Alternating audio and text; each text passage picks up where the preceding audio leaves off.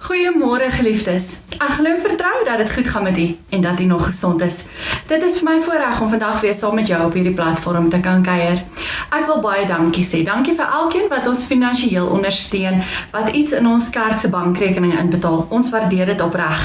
Ons wil u asseblief net herinner, as u 'n EFT inbetaling maak, dat u asseblief in die verwysing sit, dat dit vir die koskas of vir sorg of vir die jeug is, of waar ook al u dit voor wil laat aanwend, sodat ons weet waar om dit te gebruik. Dan gaan dit goed in ons gemeente wat ons voorbereidingslys aanbetref. Elkeen wat op die voorbereidingslys was, die situasie het so verbeter, dat hulle voel dat ons hulle name nie meer op die voorbereidingslys hoef te sit nie. Dit het gestabiliseer of hulle is mooi besig om te herstel, so ons is baie dankbaar teenoor die Here daarvoor. Indien u van iemand anders te weet van wie ons nie bewus is nie, vra ons dat u ons asseblief in kennis sal stel. Dan wil ons u herinner aan ons markdag wat die 25ste April plaasvind. Asseblief kom woon dit by en adverteer hierdie dag wyd en suid. Dit is dan al wat ons afkondigings vir nou aanbetref. Ek gaan vra dat ons in God se teenwoordigheid op hierdie platform saam eers sal rustig raak en vir hom sal vra om ons saam wees te seën. So kom ons sluit nou ons oë en dan bid ons saam. Here en Hemelse Vader, baie dankie. Dankie vir tegnologie. Dankie dat ons op hierdie platform na u woord kan luister, dat ons daaroor kan nadink, dat ons vir onsself kan afvra, wat beteken hierdie teksgedeelte vir ons? Vader, en waar ons nou rustig raak, gaan ons vra dat u met elkeen van ons sal werk. Dankie dat ons tyd geneem het en 'n behoefte gehad het om na hierdie video of hierdie boodskap te luister, en ons wil vir u vra, werk nou met ons. Skaaf aan ons, skuur aan ons, sodat ons ook dit sal hoor wat u wil hê ons moet hoor, en sodat ons ook dit sal implementeer in ons lewens. Daarom vra ons nou, seën ons saam wees in Jesus naam. Amen. Nou geliefdes, dit is 'n napase tyd, so ons gaan nog by teksgedeelte stil staan waar Jesus aan sy disippels verskyn het, en een so teksgedeelte kry ons in Johannes 21 vanaf vers 15 tot 19. Nou gewoonlik lees ons die voorafgaande perikoop saam met dit, maar vanoggend wil ek net op hierdie gedeelte fokus. So as u Bybel by u het, kan u oopmaak by Johannes 21 vanaf vers 15 tot 19. Die opskrif van hierdie gedeelte is: Petrus kry opnuut sy opdrag. Toe hulle klaar geëet het, vra Jesus vir Simon Petrus: Simon, seun van Johannes, het jy my baie lief? Meer as hulle hier? Ja, Here, antwoord hy hom. U weet dat ek u lief het. Hy sê toe vir hom: laat my lammers wei. Jesus vra hom weer 'n tweede keer: Simon, seun van Johannes, het jy my baie lief? Ja, Here, antwoord hy hom. U weet dat ek u lief het. Hy sê toe vir hom: pas my skape op. Jesus vra hom 'n derde keer: Simon, seun van Johannes, het jy my lief? Petrus het bedroef geword, omdat Jesus hom die derde keer gevra het jy my lief? En hy antwoord hom: Here, u weet alles, u weet dat ek u lief het. Hy sê toe vir hom: laat my skape wei. Dit verseker ek jou, toe jy jonger was, het jy self jou klere vasgemaak en gegaan waar jy wil, maar wanneer jy oud is, sal jy jou hande uitsteek en iemand anders sal jou vasmaak en jou bring waar jy nie wil wees nie. Dit het Jesus gesê en daarmee aangedui deur watter soort dood Petrus God sou verheerlik. Daarna sê hy vir hom: volg my. Nou geliefdes, ons lees net hierdie enkele verse saam. Ek het die afgelope week deur sosiale media geblaai en ek het toe op 'n webblad afgekom, 'n Facebookblad, wat 7 kruike genoem word. En op hierdie blad het ek die mooiste gedigte en getuienisse raak gelees. Dit is hartswoorde, hemelswoorde, en ek wil graag een van hierdie gedigte en getuienis vandag met u deel, want dit pas vir my so mooi by ons teksgedeelte wat ons vandag gelees het. Dit is geskryf deur Esmy Sonnekus. So ek lees dit graag vir u voor. Ek het jou een oggend vroeg sien lê langs die Vullisdrom, op die sypaadjies van die lewe, stikkend, weggegooi, onbruikbaar. Ek het jou daar gaan optel en by die ou houtkruis in ons kerk gaan neersit. 'n ereplek. Want jy het my herinner aan die pottebakker en die klei. Ek het net so stikkend soos jy, een oggend by die kruis kom kniel. Hartseer, alleen, flenters gebreek. Gehuil oor 'n selfdood. In die stille ure van die mistige nag, sy stem vir altyd stil. Maar daar het God my kom optel, kleipot, net soos jy, sy belofte duidelik tussen my trane. Soos wat jy hierdie gebreekte kleipot op die sypaadjie van die lewe kom optel het en op 'n ereplek kom neersit het, so sal ek jou optel, heel maak, gebruik tot eer van my naam. Met 'n knop in my keel sal ek elke gebreekte kleipot wil optel, by hom gaan neersit, sien hoe sy lig deur ons krake skyn. Al is God by my, is ek maar net 'n gewone mens. Ek is soos 'n breekbare kleipot. Die lewe stamp my ook maar goed rond. Tog dra ek 'n baie waardevolle skat hier binne in my rond. Daarom moet julle weet dat die groot krag van God wat deur my werk, glad nie uit my kom nie. Inteendeel, ek kry dikwels swaar, maar ek is nooit mismoedig nie. Ek weet nie elke dag presies wat ek moet doen nie. Tog is ek nooit radeloos nie. Ek word vervolg, maar ek weet God los my nooit alleen. Ek word onderste bo geloop, maar ek staan elke keer weer op. En toe ek hierdie getuienis en hierdie woorde lees het, dit my dadelik laat dink aan Petrus en Petrus se lewensverhaal, want Petrus was maar ook 'n stikkende kruik wat baie foute gemaak het. En sy lewensverhaal word vir ons in die evangelies opgeteken en is baie interessant. Hy was 'n gewone visserman en dit is juis langs die see van Galilea waar Petrus besig was om vis te vang wat ons die eerste keer van hom lees en hom ontmoet. Jesus het hom en sy broer gevra om volgelinge van hom te word. Hy word dus geroep om 'n visser van mense te word. En dan lees ons so elke nou en dan iets van Petrus se lewe so tussen die ander verhale raak. Dikwels lees 'n mens so half oor hierdie verse, want dit gaan nie regtig oor Petrus nie, dit gaan oor iets anders en 'n mens fokus dan nie op Petrus en dit wat van hom gesê word of selfs dit wat hy sê nie. Maar tog as ons daardie enkele verse bestudeer en uitlig, dan sal ons sien daar's 'n duidelike lyn van groei en ontwikkeling in Petrus en ook in sy roeping. En ek wil net vanoggend 'n paar enkele gebeure vir ons uitlig. Die eerste een wat ek wil uitlig is met Jesus se verheerliking op die berg, waar Petrus een van die disippels is wat saam met Jesus op die berg is. Petrus wil dadelik 3 hutte bou. En die rede waarom hy dit wil doen is omdat hy wil hê dat die heerlikheid van Jesus moet voortduur, dat daardie oomblik nie moet ophou nie. Hy het geen insig gehad in Jesus se taak of sy roeping op aarde nie. Petrus is ook die een wat soos Jesus op die water probeer loop het. Hy het dit vir 'n kort oomblik reg gekry totdat hy begin twyfel het en heeltemal misluk het. Later kry ons vir Petrus met 'n pragtige belydenis wat hy maak wanneer hy sê, U is die Christus, die Seun van God. Dit is nadat Jesus vir die disippels gevra het, hoe sien die mense my? Wie sê die mense is ek? Wie sê julle is ek? En dan maak Petrus hierdie belydenis. En dan kry 'n mens so half 'n bietjie hoop vir hom en die pad wat hy besig is om te stap. Om maar net later weer te ontdek dat hy eintlik self nie eers mooi geweet het wat hy gesê het nie. En as Jesus voorspel dat hy nog sal ly, dan openbaar Petrus weer sy totale onbegrip vir Jesus se roeping. Hy neem Jesus eenkant toe en berus by hom.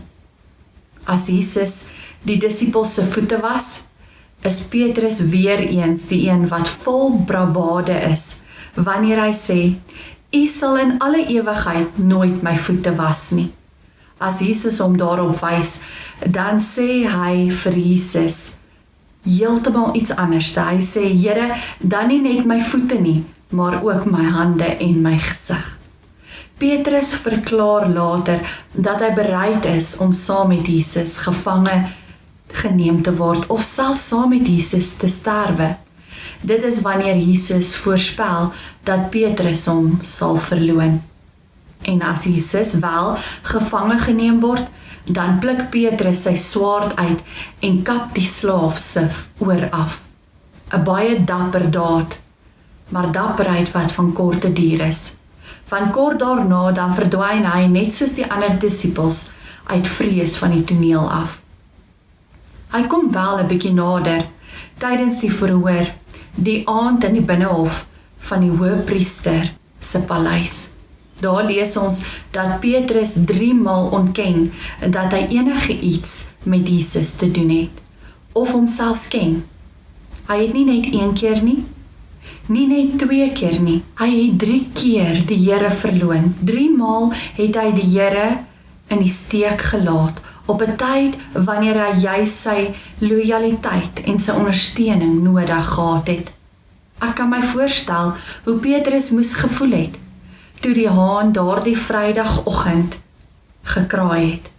Waarskynlik soos 'n skurk. Hy wat veronderstel was om die leier van die disippels te wees, die rots. Juis hy is die een wat die Here in die steek laat. Daarom verdwyn Petrus as te ware van die toneel af, na sy verloning van Jesus. Ons lees glad nie dat hy saam met Jesus op die kruis wegstap nie. Ons lees ook glad nie dat hy by die kruisiging self teenwoordig was nie, want hy voel dat hy Jesus in die steek gelaat het. Hy het skaam gekry oor sy optrede. En as ons na al hierdie aspekte van Petrus se verhaal luister, dan voel ek dat ek nogal soms met hom kan identifiseer. Ek is seker, almal van ons kan. Ons wil so graag die beste vir die Here gee. Ons probeer altyd so hard, maar ons sukkel, ons struikel, ons val. Ons is net so stikkend soos hy. Die water wat ons in ons kruike moet hou, lek ook by die gate uit, omdat ons stikkend is. In die gedeelte wat ons teksgedeelte vanoggend voorafgaan, wat ons nie saam gelees het nie, kry ons weer vir Petrus by die viswaters. Na Jesus se kruisiging, wat vir die disippels 'n skokkende en 'n baie ontvrugtende ervaring moes gewees het, is Petrus die een wat aankondig dat hy weer gaan visvang. Miskien omdat hy nie weet wat om met homself te doen nie. Miskien omdat hy skaam kry. Miskien omdat hy ontnigter is. Hulle gaan toe weer uit op die skei en hulle kry niks. Dit moes ook bygedra het tot sy gevoel van ek bereik niks in die lewe nie. Net om die volgende oggend 'n vreemdeling op die strand te sien wat hulle inwag en wat hulle aanbeveel dat hulle nette aan die regterkant moet uitgooi. En dan vang hulle 'n net vol visse, so baie dat die net wil skeur. En skielik herken hulle vir Jesus. En soos altyd, is Petrus die een wat eerste optree. Hy spring uit die boot uit en gaan die strand tegemoet om by Jesus uit te kom. En dan word Petrus as te ware weer geroep om 'n volgeling te wees. In die teksgedeelte wat ons vandag saam gelees het. Petrus word herstel in sy ampt as 'n visser van mense. Nou geliefdes, daar is 'n paar opvallende aspekte wat in hierdie gesprek na vore kom wat ek vir ons wil uitlig. Die eerste ene wat ek wil uitlig is dat Jesus nie sy naam Petrus gebruik nie, maar sy geboortenaam Simon bar Jona. Dit is Simon, seun van Jona of Johannes, soos ons teksgedeelte dit noem. Dit is die naam wat hy gehad het, voordat Jesus hom die eerste keer geroep het, om hom te volg.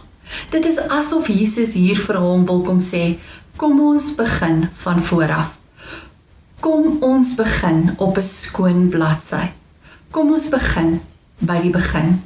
Is dit nie wonderlik nie, dat Jesus nie ons foute wat ons begaan teen ons hou nie, maar dat hy vir ons tweede kans gee, en dat hy van vooraf met ons 'n pad wil stap. Verder word hier twee woorde vir liefhê gebruik, die woorde philo en agapao. Nou die woord agapao is 'n sterke woord vir liefde. Dit is 'n bewustelike liefde wat standhoudend is. Die woord philo is 'n ligter of selfs 'n swakker woord wat meer toegeneentheid beteken. En ons sien in hierdie gedeelte dat Jesus gebruik die eerste twee keer die sterker woord. Hy het 'n bewustelike en 'n standhoudende liefde. En dan antwoord Petrus, ja, ek het u lief, maar die woord wat hy gebruik is die woord wat ons met toegeneentheid kan vertaal. Die derde keer gebruik Jesus self die swakker woord, die woord wat ons met toegeneentheid kan vertaal. En Petrus antwoord dan weer met dieselfde woord. Petrus se keuse om die woord toegeneentheid te gebruik in plaas van agapao sê vir ons dat hy erken dat sy eie vermoë baie swak is. Hy besef sy onvermoë. Hy weet, hy herken dat hy Jesus in die steek gelaat het. En hy verstaan iets van sy eie stikkend wees. Hy is nie meer die voortvarende, selfversekerende volgeling wat oralste ingestorm het en nie gedink het voordat hy doen nie. Nee, hy ken sy eie onvermoë en sy swakheid. Hy het gefaal. Hy kan nie lief hê soos wat hy moet lief hê nie, want hy is 'n stikkende kruik wat die water laat uitlek. Maar tog, ten spyte daarvan, word sy roeping herhaal. Hy word weer herstel in sy roeping deur die Here. 3 keer gee Jesus vir hom die opdrag, laat my lammers wei. Al is hy 'n stikkende kruik, wil Jesus hom gebruik. Al maak hy baie foute, al is hy impulsief en oorhaastig, is hy nog steeds bruikbaar. Ook hiermee kan ek en jy identifiseer. Ons is stikkende kruike. Ons erken en verstaan ons eie onvermoëns. Ons wil Jesus lief hê in die sterkste vorm waarin ons hom kan lief hê, maar op die ou einde van die dag kom ons net by toegeneentheid uit. Ons kan ook sê, Here, U weet alles. Geliefdes, maar wat vir my belangrik is dat dit alles altyd oor Jesus gaan. In elkeen van daardie kort oomblikke wat ons iets van Petrus leer ons ook iets van Jesus. En Jesus staan altyd uit in elkeen van daardie omstandighede. Dit gaan nie so seer oor Petrus nie, maar oor Jesus. Petrus is die stikkende kruik, maar hy is 'n gewillige instrument wat deur die Here gebruik word om die Here se doel te bereik. Dit maak nie saak of hierdie kruik heel en blink is of stikkend en vol gate is nie. Solank die evangelie by die mense uitkom, is dit al wat saak maak. En dit is nogal vir my 'n baie heerlike troos om te weet dat ek maar net die instrument is in God se hand. Ek hoef nie 'n blink en nuwe kruik te wees nie, want dit is ek nie. Ek is 'n ou kruik vol gate, soms stikkend. Maar dit gaan nie oor my nie. Dit gaan oor God. God wat my wil gebruik om die lewende water by mense uit te kry. Al moet dit by my uitlek. En dit is nogal vir my wonderlik. Dit is iets wat Petrus begin verstaan het. Hy het deur die pad wat hy saam met Jesus gestap het, begin besef dat God hom net wil gebruik. Jesus het hierdie pad met hom gestap om hierdie les vir hom te leer, om hom op die punt uit te bring waar hy moes bely. U weet dat ek u liefhet. U weet alles. En dit is op daardie punt wat hy bruikbaar geword het as 'n instrument in God se hand. Hy word 'n afhanklike diensknegt. Geliefdes, dit is so belangrik dat ons afhanklikheid van die Here sal besef.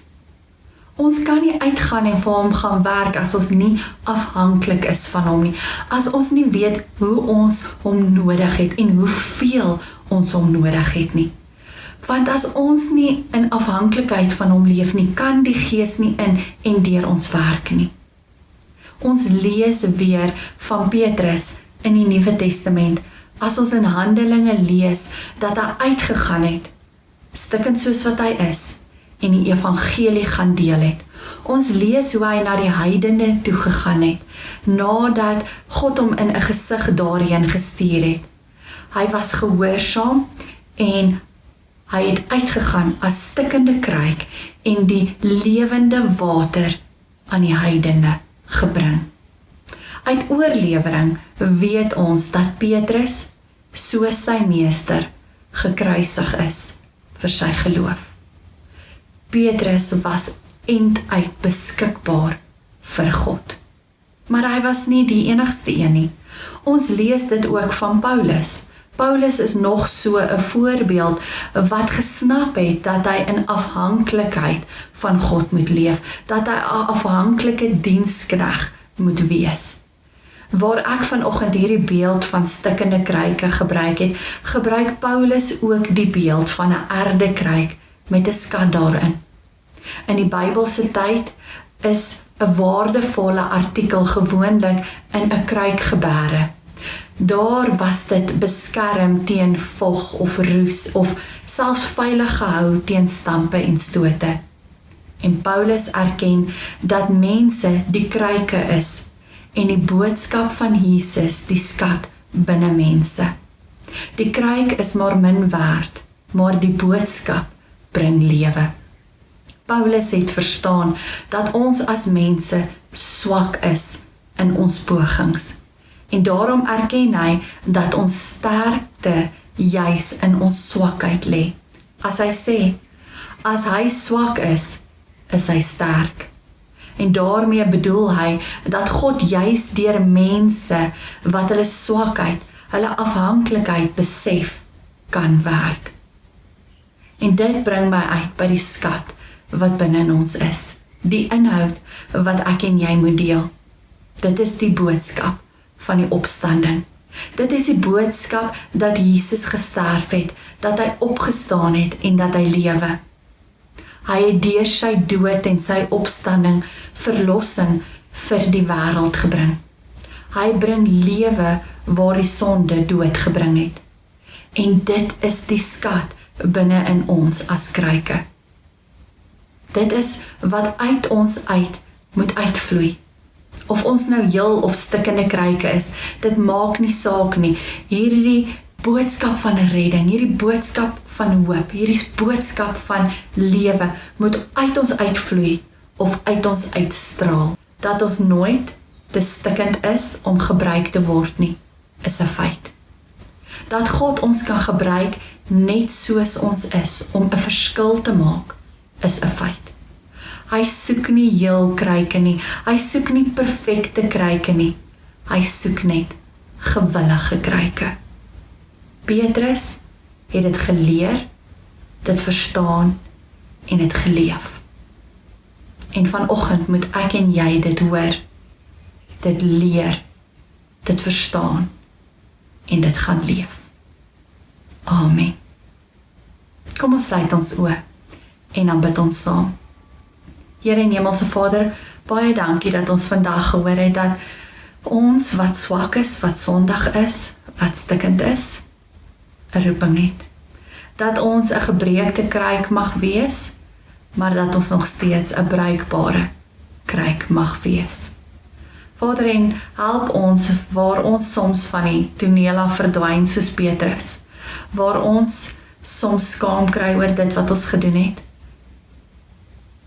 om oor dit te kom en aan te beweeg en te besef dat U vergewe en dat U soos met Petrus van vooraf begin met ons en dat U ons wil gebruik net soos ons is.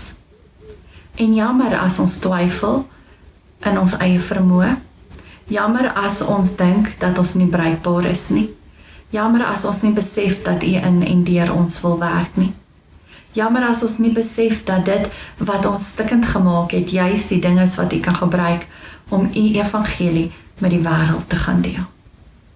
Help ons om dit te besef, soos wat Petrus dit besef het.